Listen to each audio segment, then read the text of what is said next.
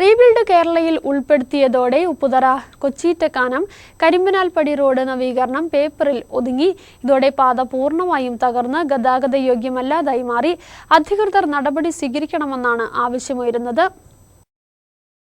Upputhara bypass റോഡിൽ നിന്നും 6-ാം ward വഴി കടന്നുപോകുന്ന കൊച്ചീറ്റക്കാനം കരിമ്പനാൽപ്പടി റോഡാണ് പൂർണ്ണമായി തകർന്നു കിടക്കുന്നത്. 5 കിലോമീറ്റർ നീളമുള്ള പാത 2 വർഷം മുമ്പ് റീബിൽഡ് കേരളയിൽ ഉൾപ്പെടുത്തിയിട്ടുള്ളതാണ്. അന്ന് ഉദ്യോഗസ്ഥർ സ്ഥലം പരിശോധിക്കുകയും പാത നിർമ്മിക്കാൻ കുറ്റിയടിക്കുകയും ചെയ്തിരുന്നു. എന്നാൽ തുടർ നടപടികൾ ഉണ്ടായില്ല. ഇതുമായി ബന്ധപ്പെട്ട് റീബിൽഡ് കേരളയിൽ നിരവധി തവണ വിഷയം സംബന്ധിച്ച് പരാതി അറിയിച്ചിട്ടുണ്ടെങ്കിലും നാളിതുവരെയായി ഒരു നടപടിയും ഉണ്ടാകുന്നില്ലെന്ന് പഞ്ചായത്ത് അംഗം കുറ്റപ്പെടുത്തി.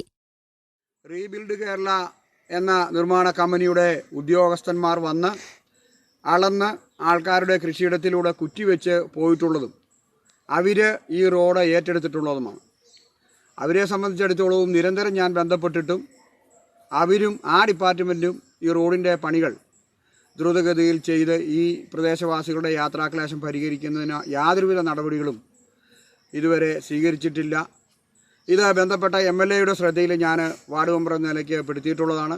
അതുകൊണ്ട് അടിയന്തരമായിട്ടും ഈ റോഡുകളുടെ നവീകരണ പ്രവർത്തനം റീബിൽഡ് കേരള വഴി പൂർത്തിയാക്കി പ്രാഥമിക ഘട്ട നടപടി സ്വീകരിച്ചതിനു ശേഷം റീബിൽഡ് കേരള ഉദ്യോഗസ്ഥർ നടപടികൾ സ്വീകരിക്കാൻ വിമുഖത കാണിക്കുന്നുവെന്നാണ് ഉയരുന്ന ആക്ഷേപം. ഒപ്പം പാതയിൽ കലിങ്ക് ഉൾപ്പെടെ നിർമ്മിക്കാൻ ഇറിഗേഷൻ വകുപ്പ് പരിശോധന നടത്തി 15 ലക്ഷം രൂപ അനുവദിച്ചതല്ലാതെ നടപടികളുണ്ടായില്ല. ഇത്തരത്തിൽ വിവിധ നിർമ്മാണ ചുമതല വഹിക്കുന്ന വകുപ്പുകൾ പ്രാഥമിക ഘട്ട പ്രവർത്തനങ്ങൾ മാത്രം നടത്തി പോകുന്നതോടെ പൊതുജനങ്ങളാണ് വലയുന്നത്. നിലവിൽ പാത പൂർണ്ണമായി തകർന്ന് കാൽനട യാത്ര പോലും ദുഷ്കരമായി മാറിയിരിക്കുകയാണ്. ഇതോടെ മേഖലയിലെ നിരവധിയായ കുടുംബങ്ങൾ ഏറെ ക്ലേശം സഹിച്ചാണ് ഇതുവഴി യാത്ര ചെയ്യുന്നത്. അടിയന്തരമായി പാതയുടെ നവീകരണം ബന്ധപ്പെട്ട വകുപ്പുകൾ നിർവഹിക്കണമെന്ന ആവശ്യമാണ് ശക്തമാകുന്നത്.